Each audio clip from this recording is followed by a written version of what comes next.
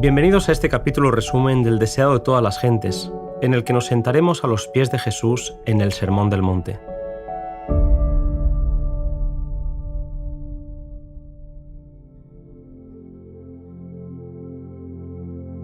El Sermón del Monte, aunque dado especialmente a los discípulos, fue pronunciado a oídos de la multitud. Era una mañana temprano, cuando a orillas del mar, la gente había empezado a congregarse alrededor de Jesús.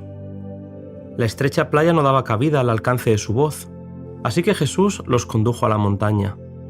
Cuando llegaron a un espacio que ofrecía un agradable lugar de reunión, Jesús se sentó en la hierba rodeado estrechamente por sus discípulos y el resto de la multitud que siguió su ejemplo y se acomodó en la verde ladera de la montaña.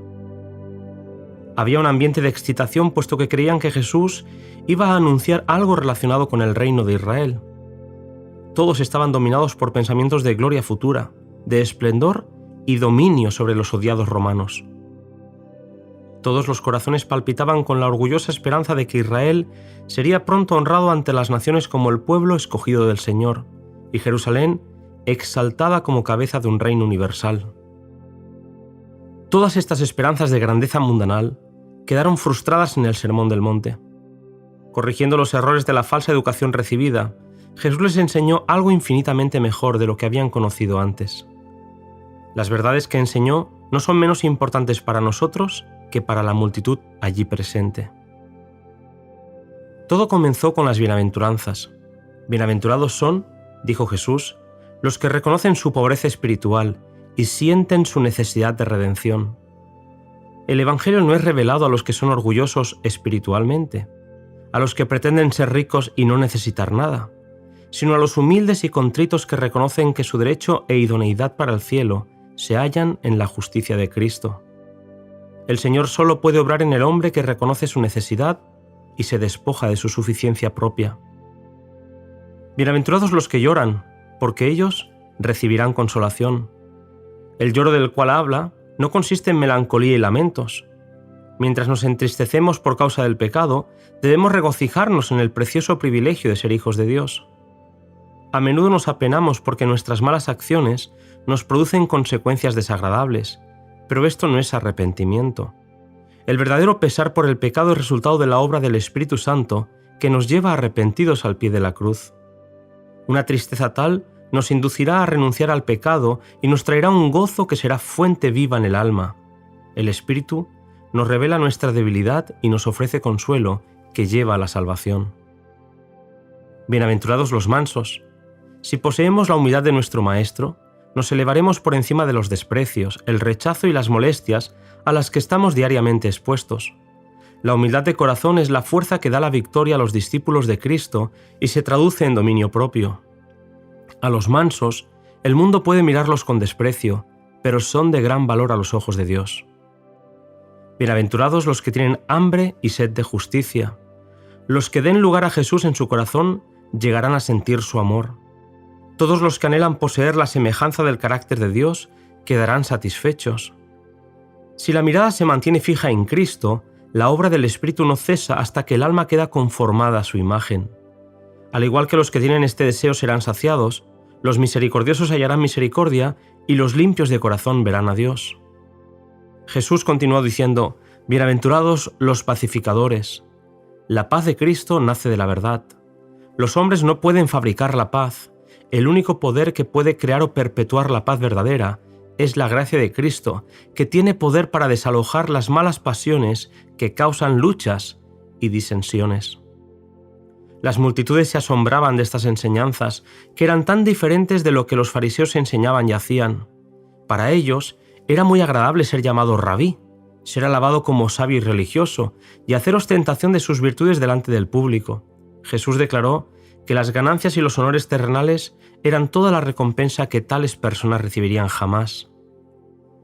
Bienaventurados los que padecen persecución por causa de la justicia, porque de ellos es el reino de los cielos. Bienaventurados sois cuando os vituperen y os persigan, y dijeren de vosotros todo mal por mi causa mintiendo. Gozaos y alegraos, porque vuestra merced es grande en los cielos, porque así persiguieron a los profetas que fueron antes de vosotros. El mundo ama el pecado y aborrece la justicia, y esta es la causa de su hostilidad hacia Jesús. Los que se aferran al pecado combaten la verdad y a sus representantes. Cada conflicto tiene su lugar en la gran batalla por la justicia y aumentará el gozo de su triunfo final. Vosotros sois la sal de la tierra, dijo Jesús. No os apartéis del mundo a fin de escapar de la persecución. Habéis de morar entre los hombres para que el sabor del amor divino pueda ser como sal que preserva al mundo de la corrupción. Si los que sirven a Dios fuesen quitados de la tierra, y su espíritu se retirase de entre los hombres, este mundo quedaría en desolación y destrucción como fruto del dominio de Satanás. Aunque los impíos no lo saben, deben aún las bendiciones de esta vida a la presencia en el mundo del pueblo de Dios, al cual desprecian y oprimen. Si los cristianos lo son de nombre solamente, son como la sal que ha perdido su sabor. Vosotros sois la luz del mundo. La religión de la Biblia no se ha de limitar a lo contenido entre las tapas de un libro, ni entre las paredes de una iglesia. No ha de ser sacada a la luz ocasionalmente para nuestro beneficio y luego guardarse de nuevo cuidadosamente. El verdadero carácter no se forma desde el exterior, para revestirse uno con él, sino que irradia desde adentro. Nuestra profesión de fe puede proclamar la teoría de la religión, pero es nuestra piedad práctica la que pone de relieve la palabra de verdad. Cristo mismo había dado la ley moral y la ceremonial. Él no había venido para destruir la confianza en sus propias instrucciones. Mientras trataba de poner a un lado las falsas interpretaciones de la ley, puso a sus discípulos en guardia contra la renuncia a las verdades vitales confiadas a los hebreos. Los fariseos se jactaban de su obediencia a la ley, pero conocían tan poco de sus principios por la práctica diaria que para ellos las palabras del Salvador eran como una herejía.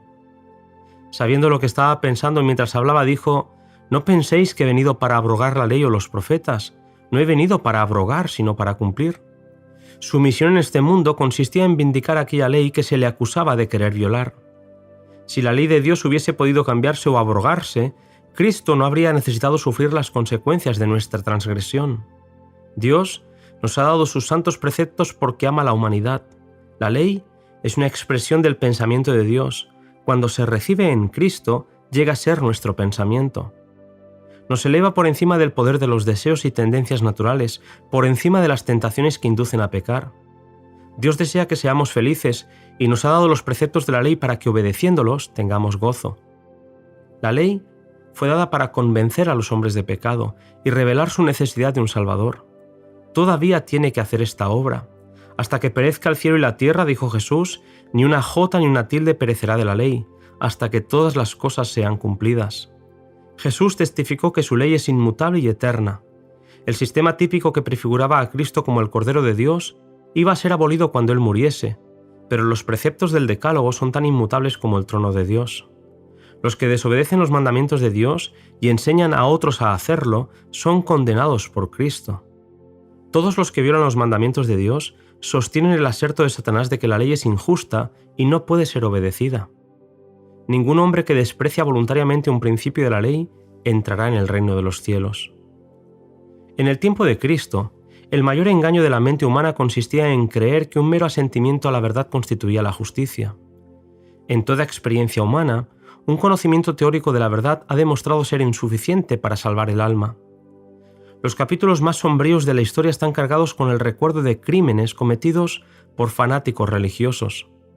Los fariseos tenían una religión formal que no los protegía del egoísmo, la malicia, la codicia de ganancias y la más baja hipocresía. Aún subsiste el mismo peligro. Muchos dan por sentado que son cristianos simplemente porque aceptan ciertos dogmas teológicos. Profesan creer la verdad, pero esto no los hace sinceros, bondadosos, pacientes y tolerantes. Jesús enseñó que los hombres pecaminosos pueden llegar a ser justos únicamente al tener fe en Dios y mantener una relación vital con Él. Entonces, las formas externas de la religión armonizarán con la pureza interna del cristiano y las ceremonias dejarán de ser ritos sin significado. A través de la frase «Oísteis que fue dicho, pero yo os digo», Jesús explicó la profundidad y la anchura de la ley.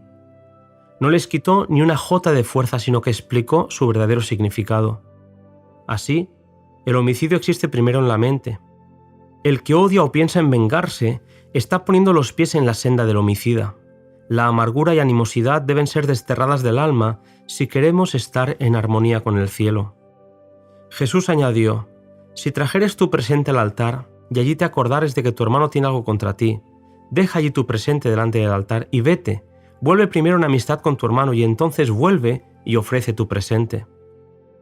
Muchos son celosos en los servicios religiosos, mientras que entre ellos y sus hermanos hay desgraciadas divergencias que podrían reparar.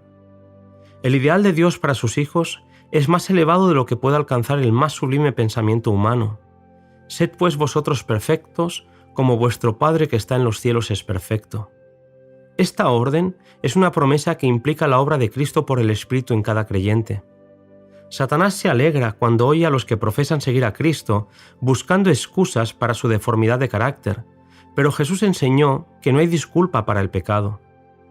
El ideal del carácter cristiano es la semejanza con Cristo. Su carácter ha de ser el nuestro, puesto que Él nos alcanza donde estamos. Tomó nuestra naturaleza y venció, a fin de que nosotros, tomando su naturaleza, pudiésemos vencer. Por su divinidad, echa mano del trono del cielo, mientras que por su humanidad llega hasta nosotros. En la vida práctica, Jesús enseñó que al dar limosna, al orar, al ayunar, no debe hacerse nada para atraer la atención o provocar alabanzas. El que más completamente se entrega a Dios es el que le rendirá el servicio más aceptable, puesto que el servicio prestado con sinceridad de corazón tiene gran recompensa.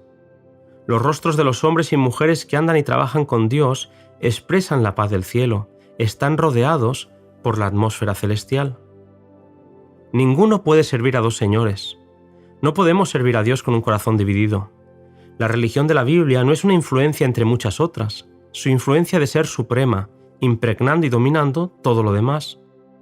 Así que si tu ojo fuere sincero, todo tu cuerpo será luminoso, mas si tu ojo fuere malo, todo tu cuerpo será tenebroso.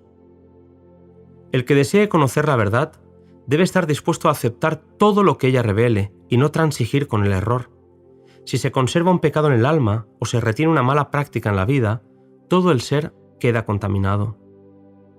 Todos los que eligen el reino de amor, justicia y paz de Cristo y consideran sus intereses superiores a todo lo demás, están vinculados con el mundo celestial y poseen toda bendición necesaria para esta vida.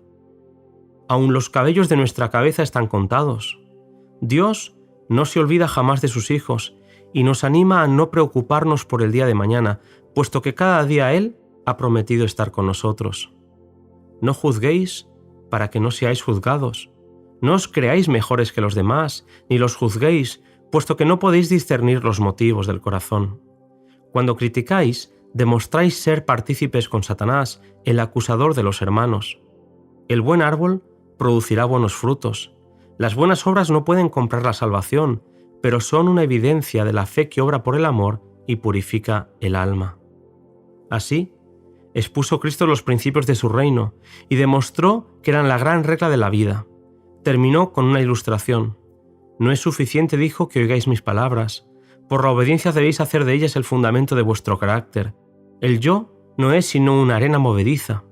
Si edificáis sobre teorías o inventos humanos, vuestra casa caerá. Quedará arrasada por los vientos de la tentación y las tempestades de la prueba.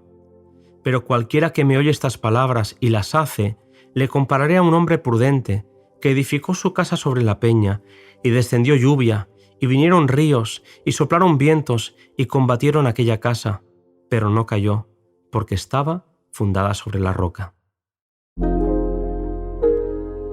Hasta aquí, queridos amigos, el resumen de este precioso capítulo. Nos encontramos en el siguiente, que será el capítulo 32 del deseado de todas las gentes.